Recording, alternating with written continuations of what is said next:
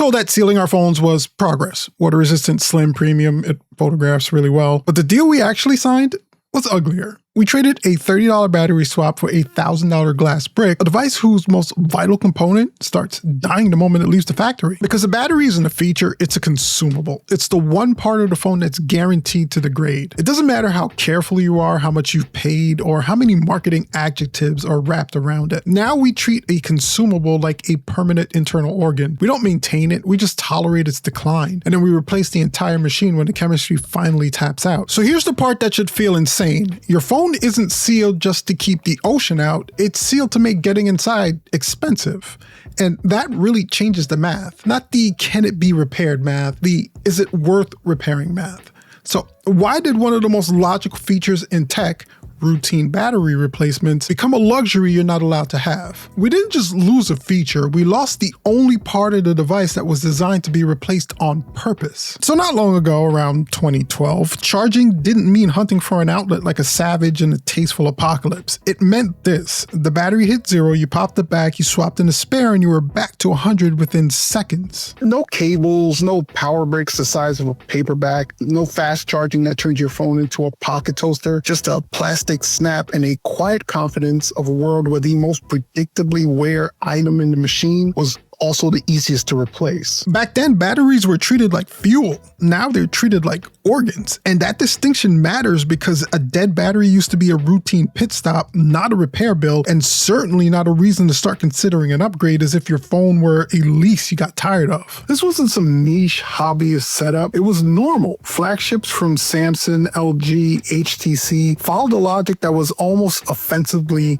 reasonable. If a battery wears out, you replace the battery, not the expensive computer wrapped around it. It also made you competent in an emergency. If the phone got wet, the advice was immediately kill the power. Pull the battery, stop the short circuit lottery before it even starts. You didn't have to warm up adhesive with a heat gun like you were breaking into your own property. You simply removed the part that was causing the risk. That was autonomy. Your phone's lifespan wasn't a mystery, it wasn't a negotiation. It was something that was in your hands. But when that went away, the smartphone quietly changed categories. It stopped being a tool you maintained, and it started being a product with an expiration date. This is where the industry tells you a very tidy story. They took away the battery door for water resistance, for durability, because apparently the greatest threat to human progress was a seam. Now, to be fair, water resistance is definitely a real thing. Any opening is a failure point. A removal battery requires gaskets, tolerance, a user that remembers to snap the back on correctly every single time. But here's the problem with that official story. It isn't the whole truth. In 2014, Samsung shipped the Galaxy S5. Removable battery, full IP67 rating, a phone tested to survive a meter in water for 30 minutes that you could still open in seconds. It wasn't magic, it was just competent engineering. I mean, a removable battery didn't die because waterproofing is impossible. It died because waterproofing proved the convenient marketing shield for,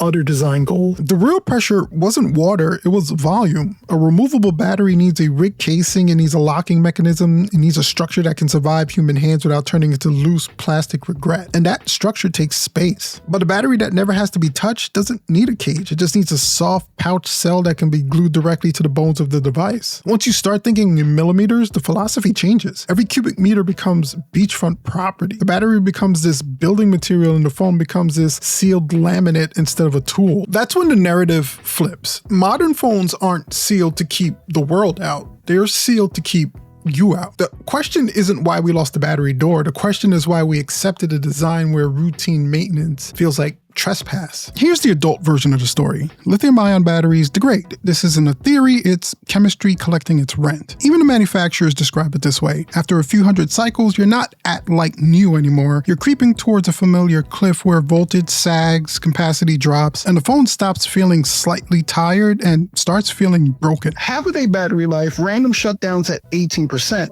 A device you're now babysitting. It's not because your phone can't compute, it's because it can't stay awake. And that forces a fork in the road. Do you replace the battery or do you replace the phone? This is where sealing stops being premium and starts being a policy. When the battery is hard to access, most people take the path of least resistance. They upgrade.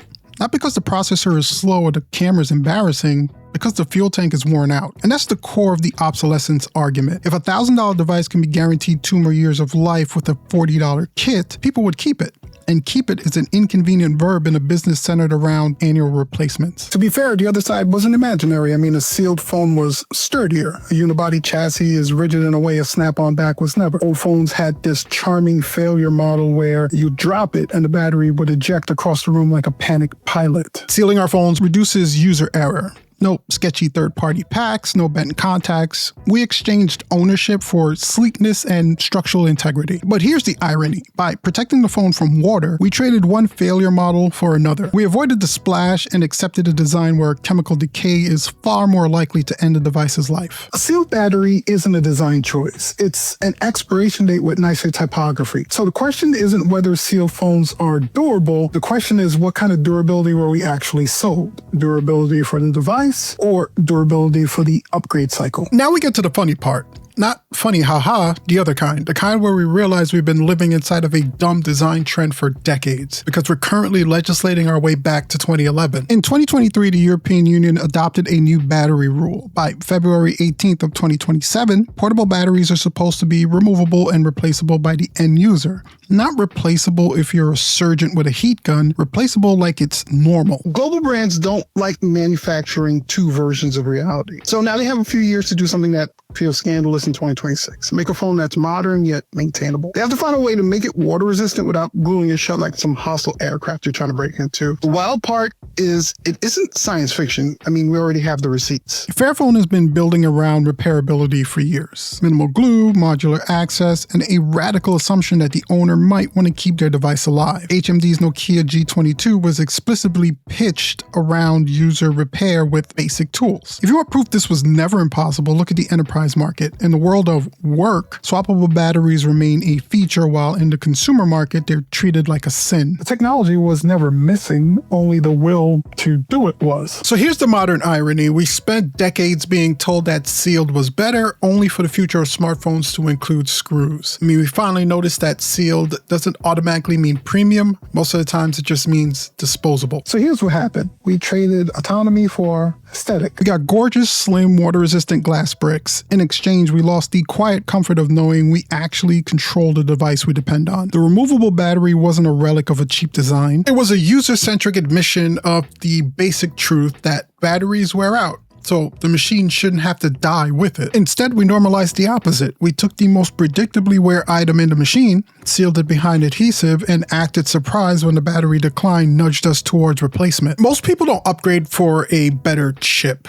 They upgrade because it's easier than fighting the design. When routine maintenance becomes a project, new stops being a choice and it starts becoming the default. Sealed phones brought real benefits. Slimmer builds, more rigidity, a premium feel that we all feel for. But the hidden cost was control. We stopped maintaining a tool and started consuming a product with a pre-installed deadline. This is why the legislation feels so surreal, because we aren't innovating forward, we're clawing back a solution we already had. We finally noticed that sealed doesn't automatically mean better. Oftentimes it means you aren't invited in. If this shift sticks, the next era of smartphones could be the best ones. Modern performance, modern durability, and a battery that can be replaced without turning your kitchen into a high-risk repair lab. We aren't chasing nostalgia, we're chasing ownership. The kind where a worn out battery doesn't get to decide when your device dies.